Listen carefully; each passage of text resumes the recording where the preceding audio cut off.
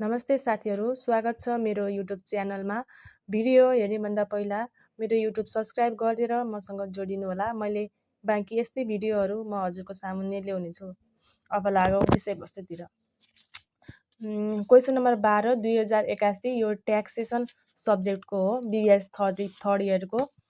यसमा सम्पूर्ण डिटेलहरू मैले यहाँ लेखिदिएको छु। एडमिसेबल इन्कम, यो एडमिसेबल इन्कम टोटल गरेर यहाँ चाहिँ टोटल आउँछ र एलोएबल डिडक्सनको पनि यतातिर पनि छ।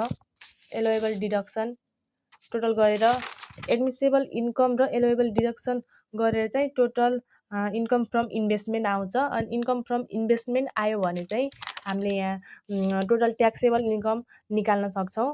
अनि ट्याक्सेबल इन्कम निकालेपछि ट्याक्स लायबिलिटी चाहिएको खण्डमा ट्याक्स लायबिलिटी पनि निकाल्न सक्छौँ। यदि हजुरलाई चाहिन्छ भने हजुरले तल कमेन्ट सेक्सनमा कमेन्ट गर्न सक्नुहुन्छ।